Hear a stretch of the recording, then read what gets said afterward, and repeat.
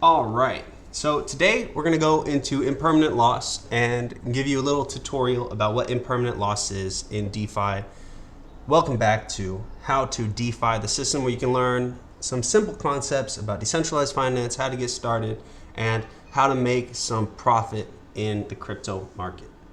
So when you're providing liquidity to a liquidity pool, sometimes when you withdraw, you realize your coins have gone missing. So that's because of impermanent loss, and it's important to understand it and how it can affect your profit as a liquidity provider. So in essence, impermanent loss is a temporary loss of funds occurring when providing liquidity.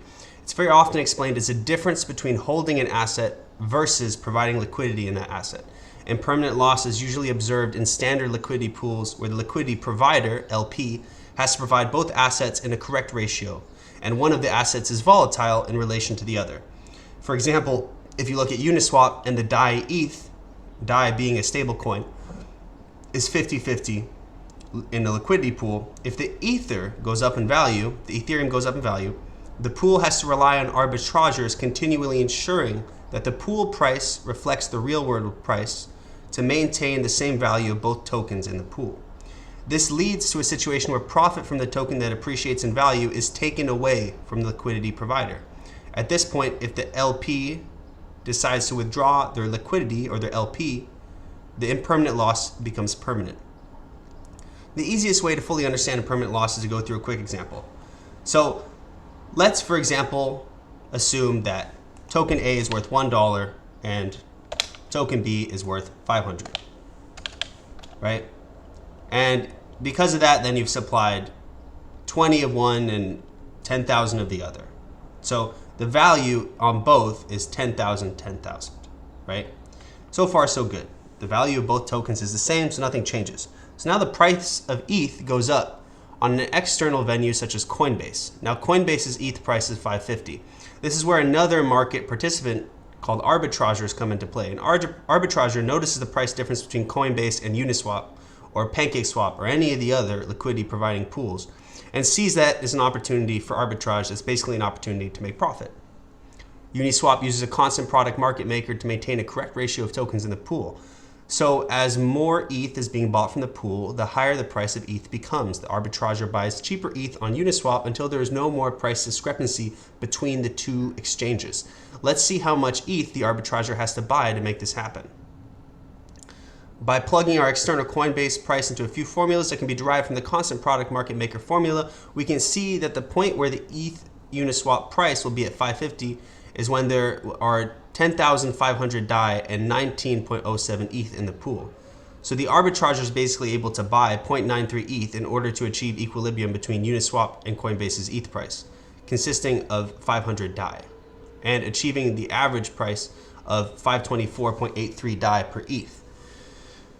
Bought ETH can be instantly sold for DAI or any other USD-based stablecoin on an external venue for 550. The arbitrager just earned $25 minus the fees.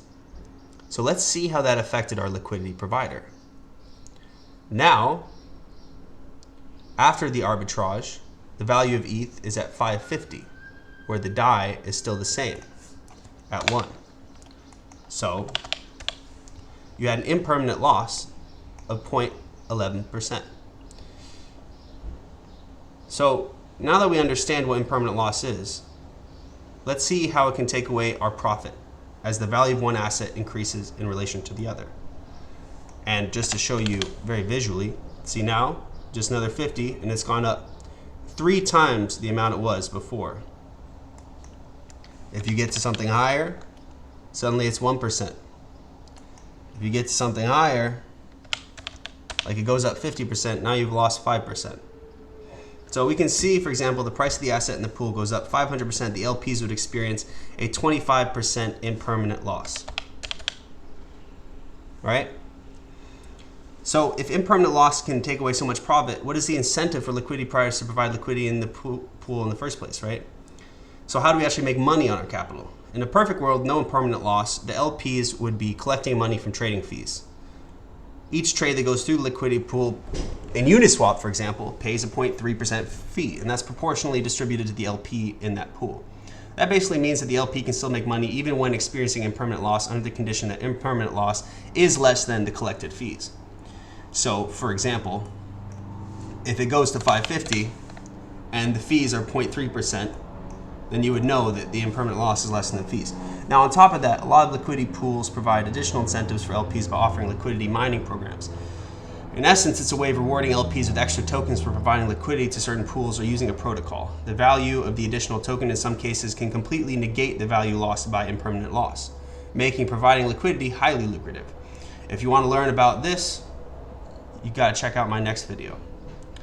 So what about other pools outside of Uniswap? The Curve pool, for instance, only contains assets that should hold similar, if not the same value. These could be different stablecoins like USDC and DAI, or different flavors of the same token, such as SBTC and RenBTC and WrapBTC.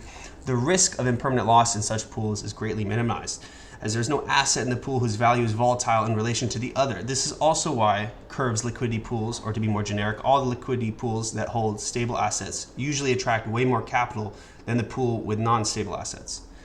For example, Balancer is another one that offers arbitrary weights outside the standard 50-50 weighted model. This means, for example, if an LP wants to maintain a high exposure to a certain asset, they can participate in a pool where one token has a much higher weight than the other one, an 80-20 or even a 98-2 pool split.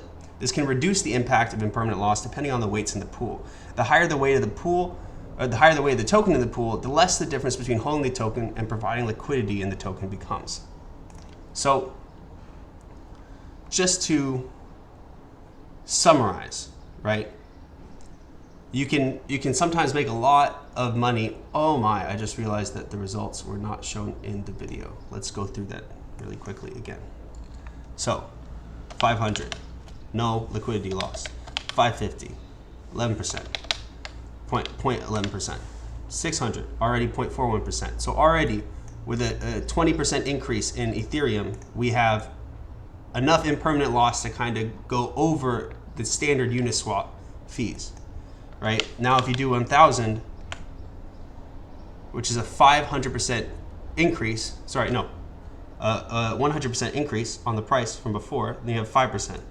And if it's a 500% increase, or even a 500% decrease, you have 25% impermanent loss on the value of your tokens. And so this occurs a lot when you're talking about these new DeFi and yield farms which pop up with a new native token, and you buy into that token, and even if it shoots up in value, right? We're talking about you have 50 and 50, and suddenly that 50 is worth 500, let's say. You've still lost 50% of your value. So very often, as I explained, the tendency is to go towards more stable pairs, or to have it so they're not 50-50 swap.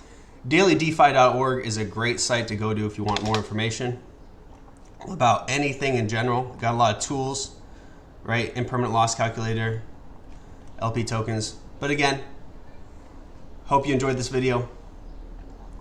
DailyDeFi.org, check it out.